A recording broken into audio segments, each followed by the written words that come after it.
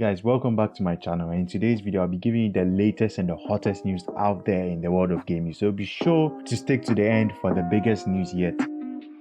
So first on the list, Microsoft along with Sony is reportedly due to be having a very big event at some point during August. The rumored showcase is supposedly going to reveal the price and availability of the new Xbox console plus some new games. Microsoft's trump card for the event may have been revealed though, due to a leak reported by The Verge. Twitter user Zach S reportedly managed to get his hands on a next-gen Xbox controller, complete with a box from an online reselling website. The controller, which was picked up for only $35, shows off the new D-pad and the share button and comes in a robot white color scheme. The packaging of the controller seemed to reveal what have been heavily rumored for a long time. The side of the box lists that the new controller is compatible with Xbox One, Windows 10, Android, iOS, and of course both Xbox Series X and S. Everything in the photos and videos shared suggests the controller is real,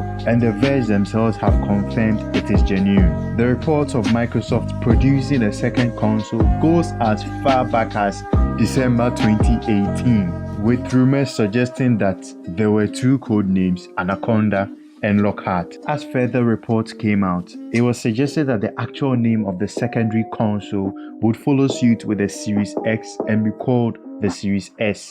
The Series S is rumored to be a less powerful but a more affordable entry into the next-gen ecosystem. Microsoft Flight Simulator is targeting a highly specific audience, but even if this isn't the kind of game you might be personally interested in, you can't help but admire its ambition. The level of detail and authenticity it is going for is unmatched. Its usage of cloud tech and what that tech is powering within this game is extremely impressive. And of course, it's also looking like it will be one of the most visually stunning games ever created. Not surprisingly then, all of the ambition is going to be reflected in the game's file size as well, which we now know the specifics with less than 2 weeks left until the game's launch. The simulator's Microsoft Store page was recently updated, and it confirms that it will have a massive file size of 127 gigabytes. Damn! So you've got to clear up some space in your storage if you're planning on diving into this one. While the franchise took a year off, it is now time for one of Ubisoft's biggest series to return with vengeance in the form of Assassin's Creed Valhalla. Oh my gosh, I've been waiting for this. This game will take you to the Viking days at the year ends across current and next-gen consoles. And today we've got something of an alternate look at the game's review. Ubisoft released a new cinematic trailer for the game. It will look familiar as it's much like the game's initial review trailer, just this time featuring the female version of the main protagonist, Eivor, instead of the male. Much like the previous game in the franchise, you can choose the main character's gender, though this time around you can swap genders on the fly.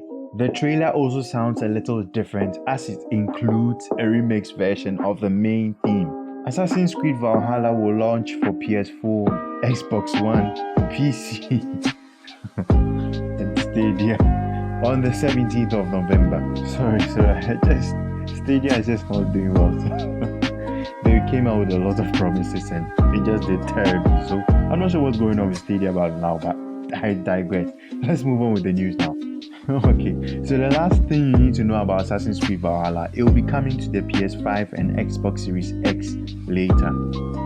Elder Scrolls Online is a mainstay in Bethesda's output ever since its release in 2014.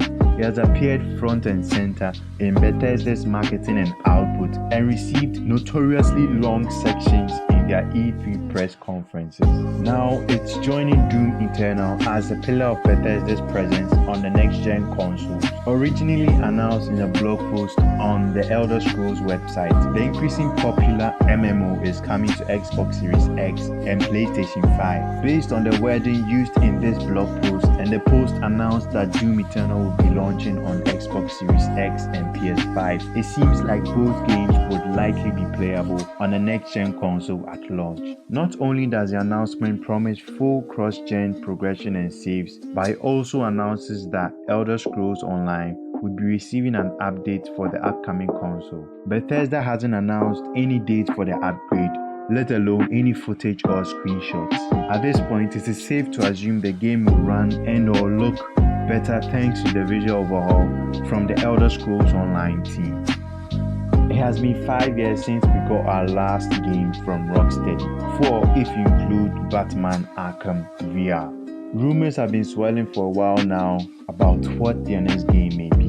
Now finally, all speculation has been put to bed as it has been confirmed. A short tweet from the British developers confirmed that their new game would in fact be based on the Suicide Squad franchise. The tweet comes complete with a picture of Superman and sports what is likely to be the new logo of the game.